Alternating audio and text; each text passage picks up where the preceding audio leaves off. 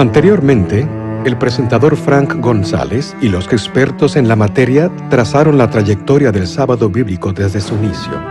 Establecido desde su origen como el eje del ciclo semanal, el sábado fue por miles de años el sello del poder y la autoridad del Creador. Los 10 mandamientos, principios fundamentales de la vida, hacen del sábado del séptimo día parte de la ley divina. Mientras Cristo estaba en la tierra, la controversia y la discusión cambiaron sobre la manera apropiada de guardar el sábado. Los judíos eran muy legalistas en guardar el sábado, no se podía hacer nada. Al sanar al hombre de la mano seca, Jesús mostró el verdadero espíritu del sábado. Rechazó las reglas rabínicas.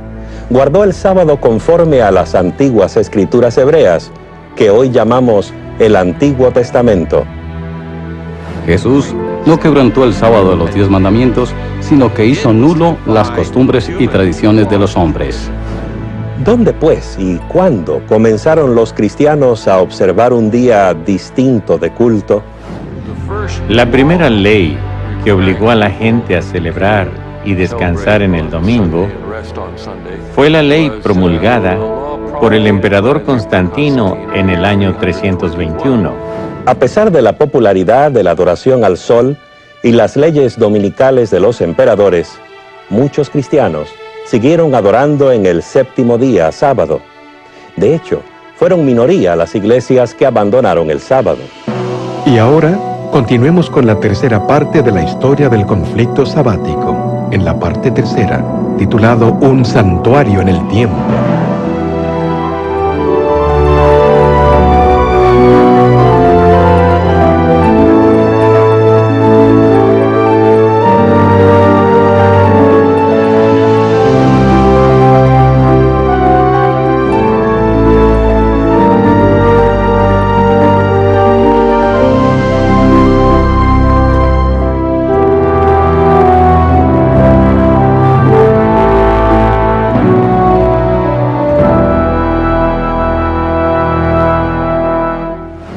Soy Patricio, un pecador, el menos educado, el menor de los fieles y el más despreciado por todos. Mi padre era Calpornicus, diácono, hijo de Potitus, el sacerdote de la villa de Benavent Tarbuniae, donde tenía una finca, y allí me tomaron cautivo. Yo tenía 16 años de edad y no conocía al verdadero Dios. Me llevaron cautivo a Irlanda, junto a miles, y merecidamente, porque nos habíamos apartado de Dios y no guardábamos sus mandamientos. Esta es una copia de la Confesión de San Patricio, el testimonio de un hombre a menudo considerado como el irlandés más famoso de la historia. Pero los mitos y leyendas oscurecen su verdadera identidad. ¿Era un gran misionero de Irlanda que hacía milagros? ¿Fue él quien hizo salir de la isla Esmeralda a las serpientes? ¿Quién fue en realidad San Patricio? Bienvenidos a la tercera parte de Un santuario en el tiempo. Hoy presentaremos el San Patricio histórico, un hombre muy distinto del Patricio de las leyendas y la tradición. En el proceso veremos nuevos aspectos del prolongado esfuerzo por reemplazar el sábado bíblico por el domingo como día universal de adoración. Patricio nació hacia fines del siglo IV en una cultura cristiana celta. Su religión era muy diferente del cristianismo latino o romano que se estaba imponiendo en otras partes de la Europa occidental. No sabemos quiénes fueron los primeros cristianos celtas, ni quién les habrá presentado el cristianismo. Ni siquiera estamos seguros cuándo empezó todo. Pero lo que sí sabemos es que ellos creyeron basados en los escritos de Patricio y de otros. Y lo que creían estaba basado en su entendimiento de las escrituras. Contrariamente a los teólogos de la cristiandad romana, quienes acudían a las enseñanzas de la Iglesia y los concilios, los celtas recalcaban la Biblia. Esta lealtad a la Biblia era lo que separaba a los cristianos celtas de la comunidad mayoritaria formada por los cristianos romanos. Por cuanto la Biblia era el fundamento de su fe, Les era difícil aceptar la autoridad de la Iglesia romana. Es que la Iglesia celta se desarrolló fuera del alcance de la influencia romana. Tenía sus raíces en la Iglesia que guardaba el sábado, la cual comenzó con Jesús y sus apóstoles en el primer siglo. Tomando en cuenta cómo los celtas recibieron el cristianismo, sabemos que ellos eran creyentes firmes en las Escrituras. Se esforzaban en hacer lo que la Biblia les decía. Asimismo, sabemos que ellos conocieron el cristianismo antes de que la observancia del domingo entrara en boga. No hay ninguna indicación en las obras de Patricio de que él aceptara las enseñanzas de los padres de iglesia ni los cánones de concilios. Él acudía únicamente a las escrituras en las cuales basar su creencia, práctica y enseñanza. Esta era, pues, la religión de Patricio, basada en la Biblia, fiel a sus enseñanzas y obediente a sus mandamientos. Esa era la religión que habría de llevar a los habitantes de Irlanda.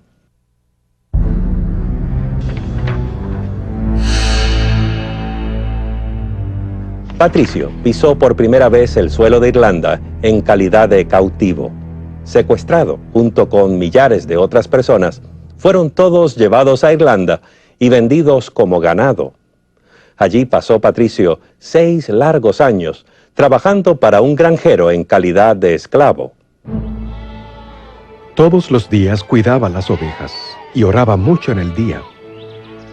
El amor de Dios y su temor me llenaron más y más, y mi fe se fortaleció. Hacía lo mismo aún cuando estaba en el bosque y en la montaña, y solía levantarme de madrugada para orar en nieve, en escarcha, en lluvia. Y una noche oí en sueño una voz que me dijo: «Pronto irás a tu propia tierra». Y oí nuevamente después de algún tiempo esa voz que me dijo: «Mira, tu barco está listo». Y no estaba cerca, sino a más de 300 kilómetros, y nunca había estado allí, ni conocía absolutamente a nadie. Pero empecé el recorrido, dejé al hombre con quien había estado por 6 años,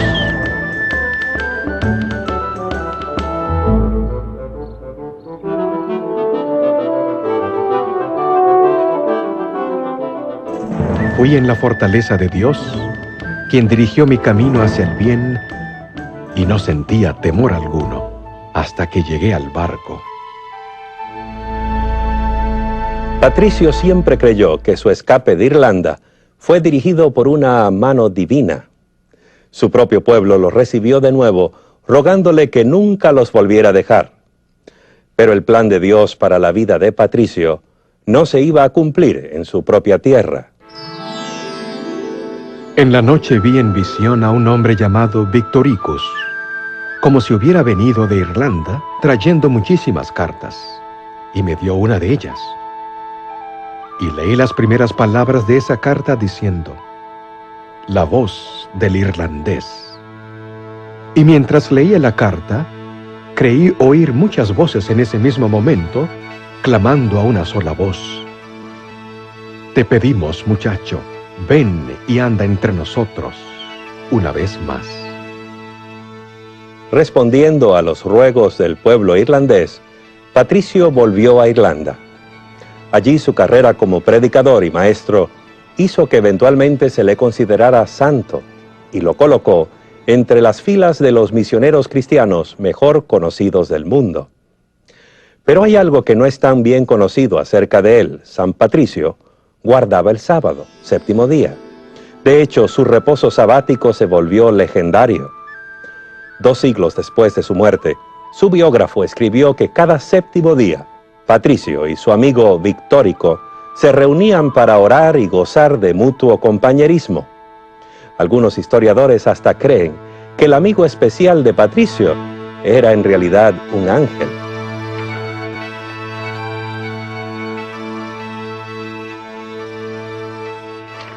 No tenemos que depender solo de los escritos o experiencias de Patricio para conocer la historia de la observancia del séptimo día en Irlanda. Las antiguas leyes irlandesas rigieron la historia de las tribus irlandesas por muchos años, y esas leyes estipulaban, entre otras cosas, que la gente debía guardar el sábado del séptimo día. Parece haber sido costumbre en las iglesias celtas de la antigüedad guardar el sábado judío, como un día cuando no se trabajaba. Observaban el cuarto mandamiento literalmente en el séptimo día de la semana. A medida que crecía la influencia de la religión romana, iba afectando gradualmente las prácticas sabáticas de algunos cristianos celtas en las Islas Británicas.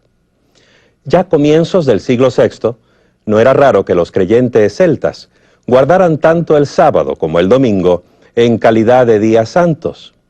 Así sucedía en los tiempos de un irlandés llamado Columba, el sucesor espiritual de Patricio. Columba se había graduado en una de las escuelas establecidas por Patricio.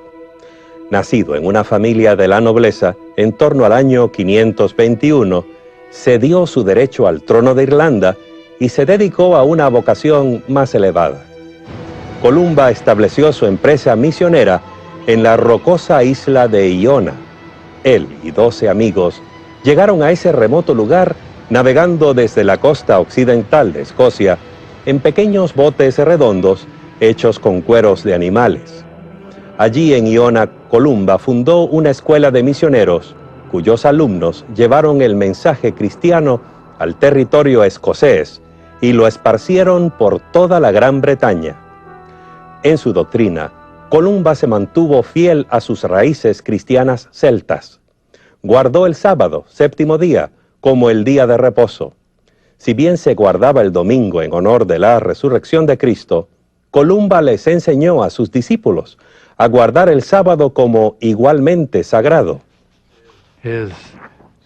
Sus instrucciones respecto a la observancia del sábado eran que sus seguidores debían salir a las márgenes de la isla Lona, meditar en la creación, leer las Escrituras y alimentarse espiritualmente en ese santo día. Columba y sus misioneros plantaron firmemente la religión cristiana en Escocia, y esa religión incluía la observancia del sábado. Sus conversos resistieron la creciente influencia de Roma, donde se promovía el domingo como el día de culto. Columba murió el año 597, pero sus creencias perduraron por siglos en la religión de los escoceses.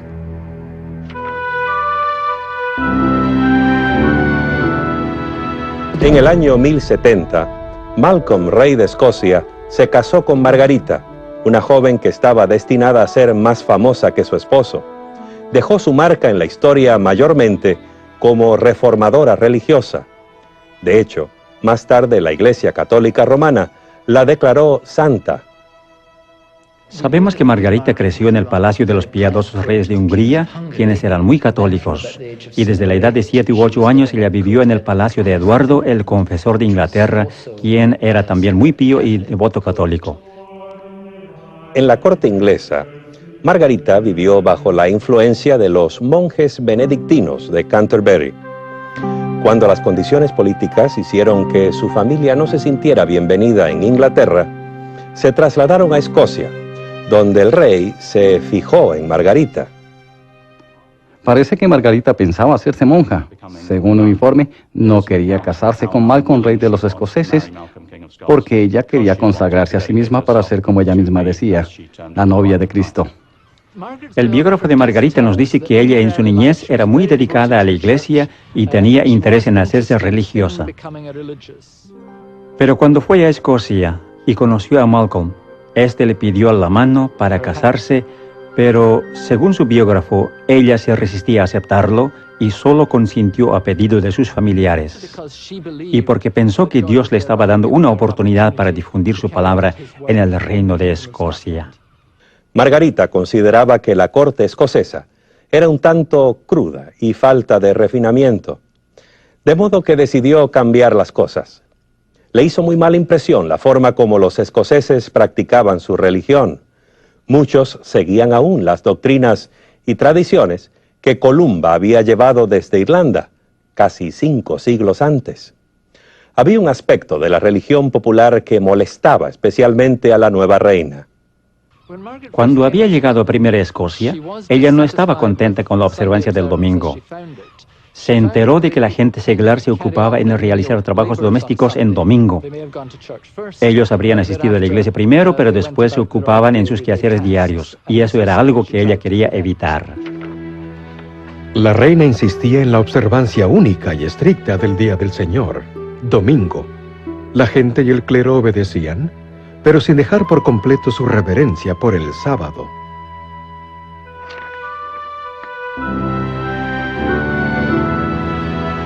La historia de los primeros siglos de la era cristiana revela un movimiento definidamente contrario al séptimo día, sábado, y favorable al domingo.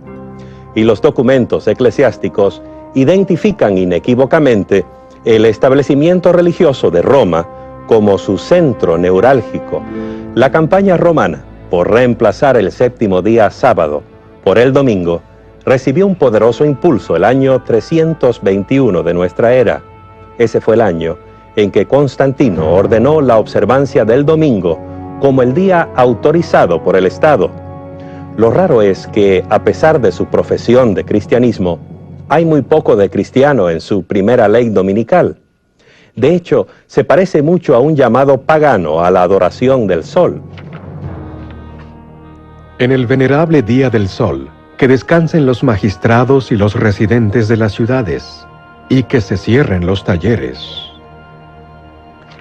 Con el trono ocupado por un emperador favorable, los líderes de la Iglesia romana ganaron en poder e influencia. En sus concilios dieron pasos atrevidos para imponer la observancia del domingo y animar a los creyentes a desecrar el sábado bíblico. Algunas de sus acciones adquirieron un sabor decididamente antisemítico. Los cristianos no deben judaizar al descansar en sábado, sino más bien trabajar en ese día, honrando así el día del Señor, domingo. Y si pueden, descansando como cristianos. Si se descubre a alguno siendo judaizante, que sea anatema de Cristo. Sus pronunciamientos en contra de los judaizantes se referían a los que, como los judíos, rehusaban trabajar en sábado. Los cristianos que hicieran eso debían ser excomulgados, es decir, expulsados de la iglesia. Esta posición extrema contra el sábado, combinada con una fuerte tendencia favorable al domingo, llegó a ser un pilar de la enseñanza católica. El cambio del sábado al domingo se convirtió en una marca de autoridad católica o papal. En el año 602, el Papa Gregorio dijo que los guardadores del sábado eran el anticristo. Los llamó judaizantes por su determinación de observar el séptimo día como un día de reposo y adoración. Escuché que ciertos hombres de espíritu perverso han sembrado entre ustedes cosas que son falsas y opuestas a la santa fe, a tal punto de prohibir cualquier trabajo en el día sábado. Los cristianos de la ciudad de Milán se atrevieron a guardar abiertamente el sábado, sin importarles los deseos de los dirigentes de Roma.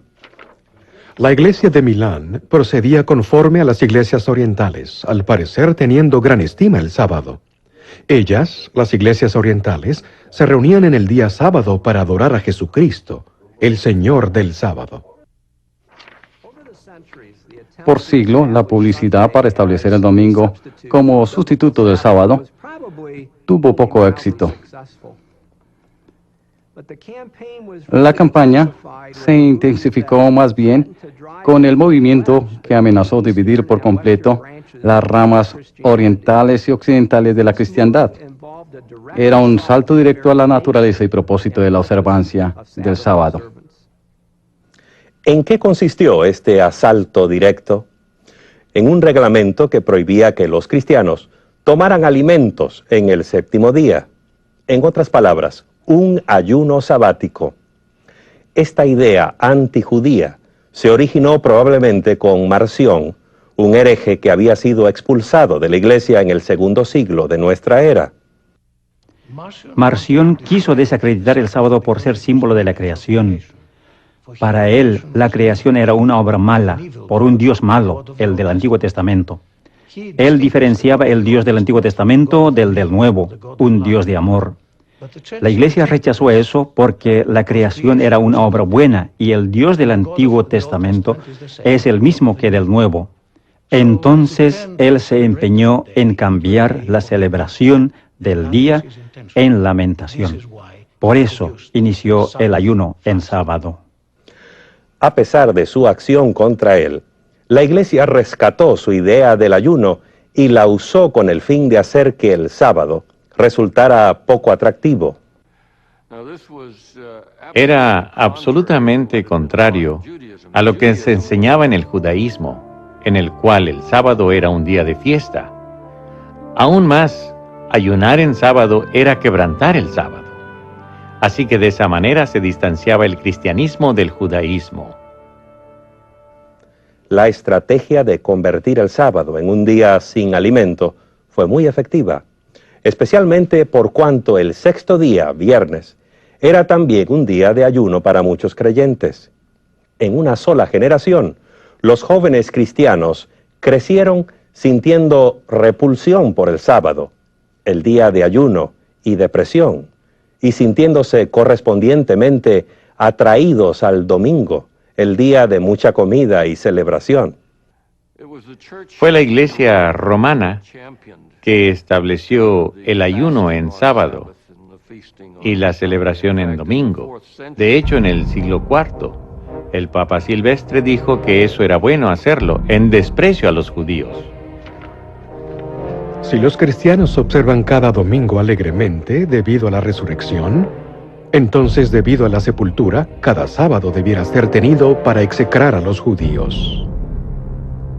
En otras palabras, a los cristianos se les enseñó a ayunar el sábado como expresión de su desprecio por los judíos, al punto de ser dicho ayuno una maldición representada contra ellos. Pero aún esta estrategia específica contra el sábado no logró sino un éxito parcial. Prominentes dirigentes de la Iglesia se opusieron a ella. Hipólito, un obispo del tercer siglo, sentía que era un grave error. Inclusive algunos hoy piden que se ayune en sábado, lo cual Cristo no ha dicho, deshonrando así el Evangelio de Cristo. Hay incluso informes de que Agustín, uno de los padres de la Iglesia romana de mayor influencia, salió en defensa de miembros que no guardaban el ayuno sabático. Los dirigentes en Roma lograron finalmente imponer el ayuno en sábado a sus seguidores en el mundo cristiano occidental. Pero no se puede decir lo mismo de los del Oriente, donde la influencia ortodoxa era muy fuerte. Los cristianos orientales se resistieron, cuya noción del sábado era completamente diferente. El ayuno en sábado no hace ningún sentido a los ortodoxos porque el sábado es un día que marca dos grandes acontecimientos, la culminación de la creación y la de redención. Así que el sábado es un día de doble celebración y jamás podría ser asociado con ayuno y lamento.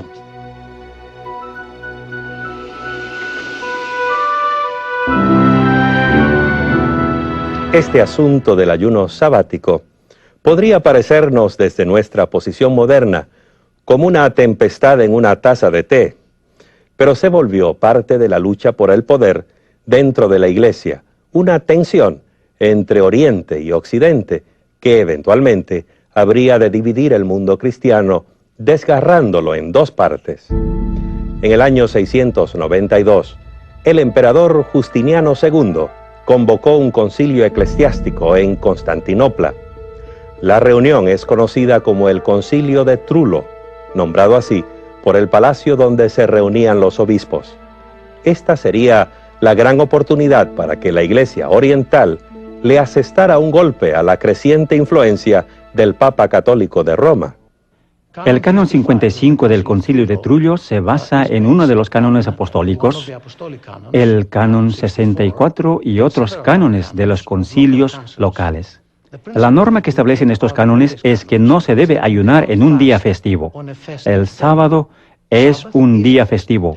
en que se celebran dos acontecimientos, la culminación de la creación y la de redención, así que jamás debiera asociarse con el ayuno. Esos obispos podían escribir 1.000.000 de leyes, pero todo eso no sería más que papel entintado si no contaba con la aprobación unánime de los más altos oficiales de la Iglesia. De modo que los obispos debieron enviar sus cánones a Roma para que el Papa los firmara. Los cánones fueron enviados al Papa porque él era el primer patriarca, el primero entre iguales, 5 patriarcas iguales, quienes constituían el liderazgo de la Iglesia. Como era costumbre en los concilios, dichos cánones tenían que ser aprobados y firmados por todos como señal de unidad de fe y orden. El Papa no los firmó porque encerraban una oposición al ayuno en sábado. Él no estaba en armonía con otras iglesias. Fue por eso que no los firmó. Él fue condenado y, por tanto, el emperador tomó una acción apropiada. Lo sentenció a arresto domiciliar. Así pues, el concilio de Trullo no decidió el asunto. En Occidente, los cristianos siguieron ayunando. En Oriente no lo hacían. El ayuno sabático siguió siendo un tema divisivo, un símbolo de la creciente tensión entre Roma y Constantinopla.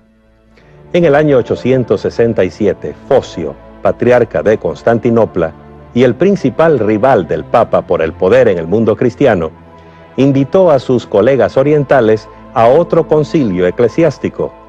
Durante el concilio, acusó a toda la Iglesia occidental de ser culpable de herejía en 8 puntos. El cisma fotien entre Constantinopla y Roma giró sobre varias cuestiones. El principal asunto fue el conflicto sobre el sábado, según los documentos primarios que relatan este conflicto. Mediante el fraude y artificio, ellos procuraron desviar a la gente de la fe pura de la cristiandad para corromperlos con sus errores. Les exigieron que observasen el ayuno del sábado en contra de los cánones de la Iglesia. En los siguientes 200 años, hubo muy poca interacción entre ambos bandos. Después, los antiguos conflictos se vieron agravados por nuevas disputas. Como monarcas rivales que se esforzaban por afianzar sus propios reinos, el Papa y el Patriarca de Constantinopla luchaban por adquirir la supremacía. El principal asunto que estaba en juego en 1054 en el Oriente y el Occidente fue la cuestión de la autoridad de la Iglesia. El Papa impuso costumbres occidentales o romanas sobre las iglesias bizantinas en Italia. Y uno de ellos fue la observación del ayuno en el día sábado. El Papa envió a uno de sus representantes más prominentes, el cardenal Humberto, para que negociara con Miguel Cerulario, el patriarca ortodoxo. El esfuerzo no produjo fruto. Ninguno de los bandos quiso ceder por causa de la unidad cristiana. Las cosas siguieron de mal en peor. Entonces llegó el 16 de julio de 1054. Entonces los legados del Papa, habiéndose cansado de la oposición del patriarca, como decían, optaron por la acción más insolente.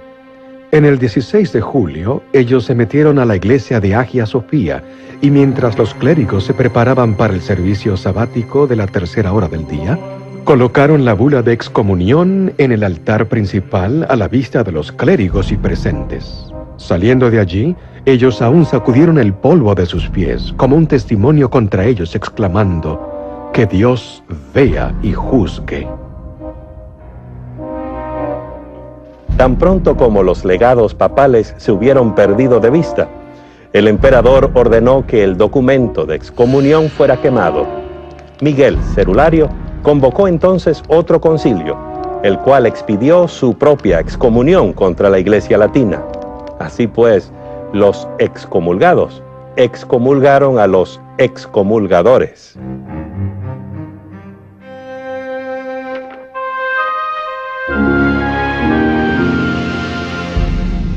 Es claro que la lealtad al sábado del 4º mandamiento no se desvaneció fácilmente. Los esfuerzos de la Iglesia romana por promover el domingo como alternativa continuaron. un subterfugio novedoso, tomó la forma de una carta, la cual supuestamente había venido directamente del cielo.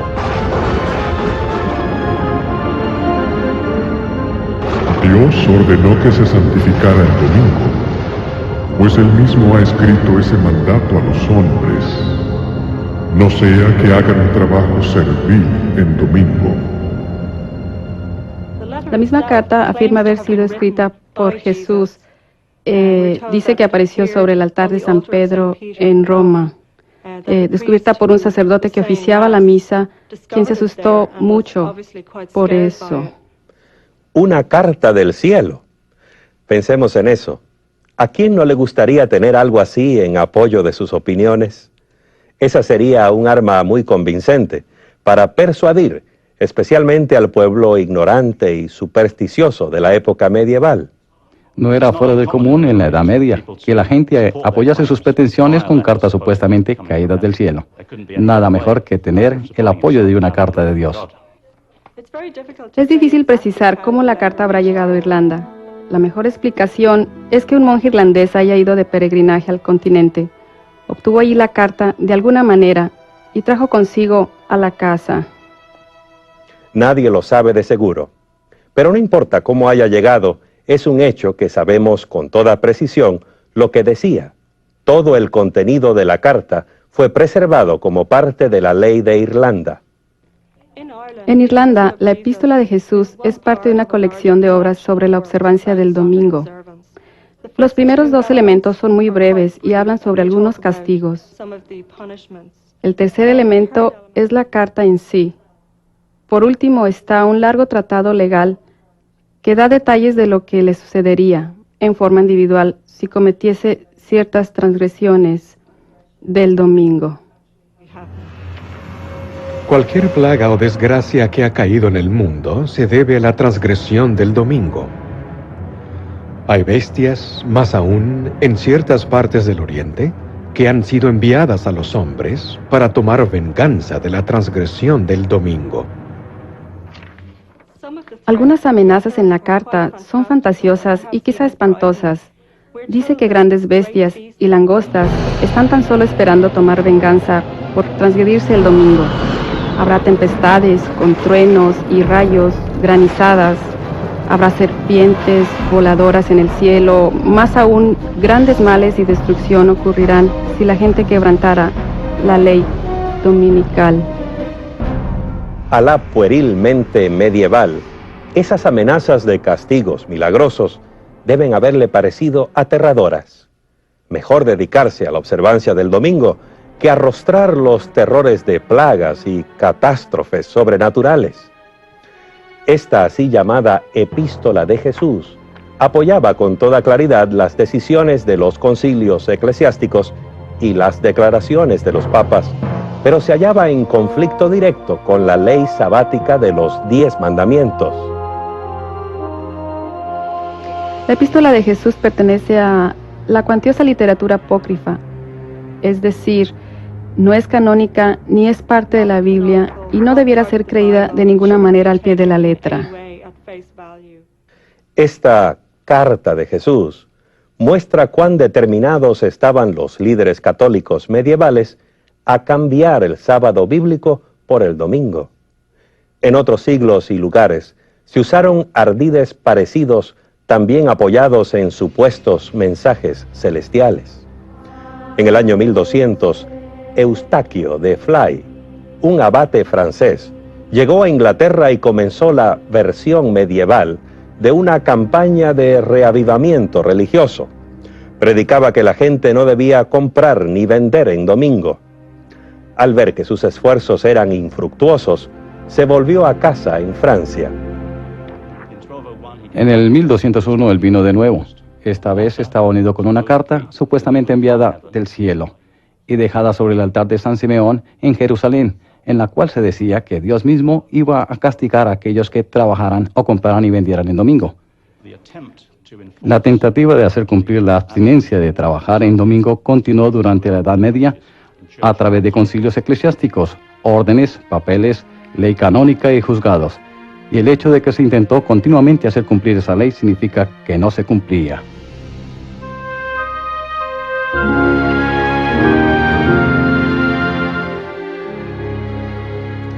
En general, sin embargo, la Iglesia de Roma logró establecer e imponer la observancia del domingo.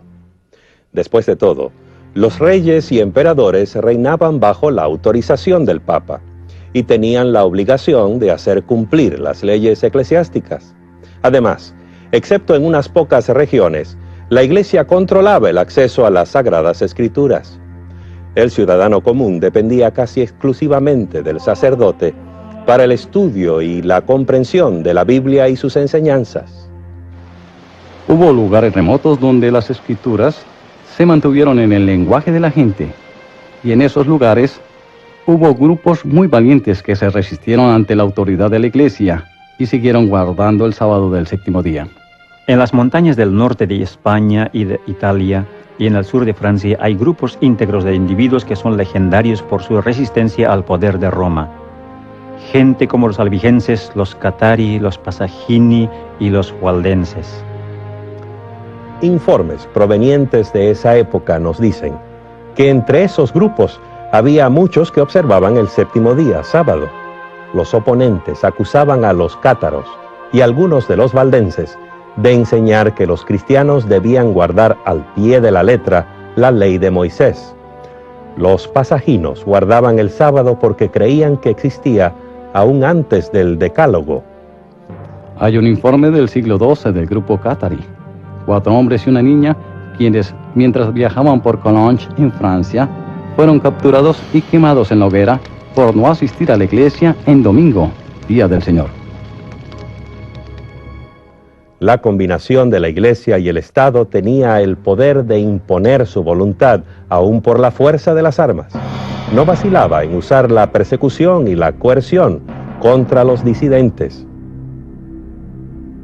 Apareció entonces en escena Juan Wycliffe.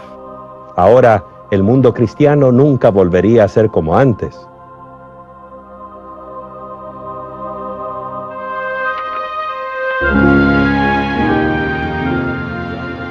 Juan Wycliffe nació en Yorkshire, en un pueblito llamado Hipswell, de una familia rica, en una casa feudal. Sus padres tenían suficiente dinero para enviarle a la Universidad Oxford para su educación, la cual se convirtió en su hogar definitivo, el centro de su vida, de su interés y de su influencia. Juan Wycliffe era un hombre apasionado por la palabra de Dios y procuró dar a conocer esa palabra al pueblo inglés. Amaba la palabra de Dios a tal punto que estaba dispuesto a enfrentarse a las autoridades de la iglesia de su tiempo, aun a costo y riesgo personal. En cuanto a la lectura personal de la Biblia, la iglesia establecida tomó el punto de vista de que la gente ordinaria es muy tonta para hacerla. Se necesitaba alguien con años de educación de alto nivel para entender bien la Biblia. La jerarquía eclesiástica se opuso a que la Biblia estuviese disponible en la lengua vernacular para el laico, porque eso burlaría la función del sacerdote y daría cierta autoridad al laico para interpretar las escrituras por sí mismo. Juan Wycliffe le comprendía y respetaba a la gente. En su tiempo, toda instrucción y enseñanzas religiosas se impartía a través de la iglesia instituida. Pero la iglesia instituida no estaba enseñando la palabra de Dios a la gente. Wycliffe pensaba que las enseñanzas de la Biblia eran suficientemente claras como para que la gente común las pudiera comprender. Si la tuvieran a su alcance, podrían decidir por sí mismos qué creer y cómo actuar.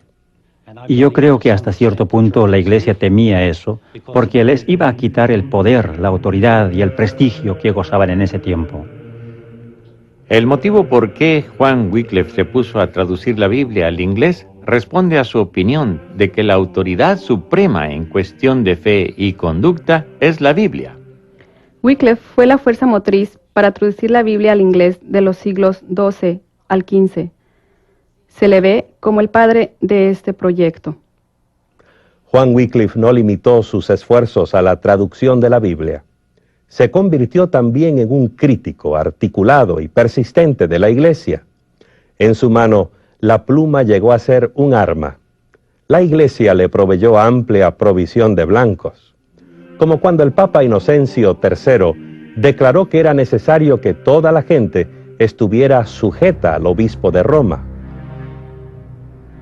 Wycliffe sintió que la autoridad papal, primero que nada, no tenía base en las Escrituras. En segundo lugar, le pareció que estaba corrompida. Había distorsionado el Evangelio. Había añadido muchas instituciones humanas, al parecer con el objetivo de reunir fondos para Roma. Y él se opuso a esa corrupción general del sistema papal. A Wycliffe le pareció que el Papa estaba haciendo la obra del Anticristo. Wycliffe era visto por sus oponentes desde dos ángulos distintos. Por un lado, creo que él era muy admirado, pues era profesor de teología y de filosofía en la Universidad de Oxford y el teólogo más conocido de su tiempo. Por otro lado, le veían como alguien peligroso. La posición de la Iglesia Católica Romana hacia Wycliffe fue que él era el mayor hereje de todos esos tiempos, porque él atacaba a la Iglesia muy enérgicamente como el Anticristo.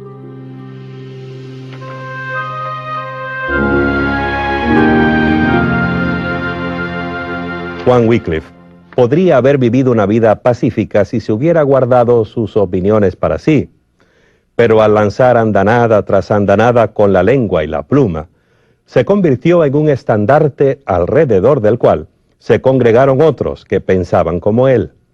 Era un hombre carismático que atrajo a muchos leales seguidores y partidarios. Los seguidores de Wycliffe se llamaban Lollardos. Los Lollardos se inspiraban en Wycliffe para distribuir la Biblia entre la gente ordinaria, la Biblia en inglés.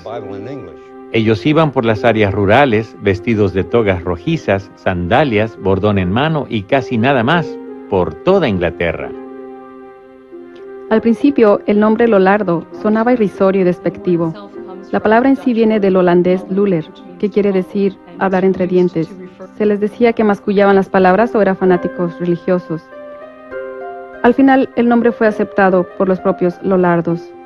En un lindo texto sobre la traducción de la Biblia, se dice que Jesús mismo era el gran Lollardo que jamás hubo. Una cuestión de todos los tiempos era el asunto de la autoridad. Había dos opiniones.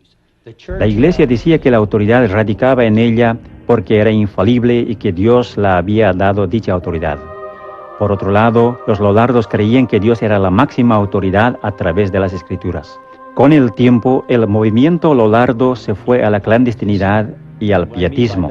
Lo que quiero decir con esto es que estudiaban la Biblia con carácter literal, procuraban aplicarla a sus pensamientos y a sus vidas de tal manera que estuvieran en armonía con las Escrituras. Algunos Lollardos se convirtieron en sabbatistas, afirmando que el culto debía hacerse en el séptimo día, conforme a las Escrituras, porque creían en la interpretación literal de la Biblia. En realidad, la única manera como sabemos de los Lollardos como guardadores del sábado es por medio de las actas tribunales. Por ejemplo, tenemos el informe de una persona llevada a la corte juanceño, juzgado en 1402 por practicar sus creencias sabbatistas. Su declaración fue que continuaría haciéndolo hasta que alguien le comprobara con las Escrituras de que él estuviera en error. Con esa visión de las Sagradas Escrituras, no es de extrañar que entre esos Lollardos hubiera quienes guardaran el sábado. Fueron los precursores de muchos que volverían a descubrir el sábado durante la Reforma Protestante.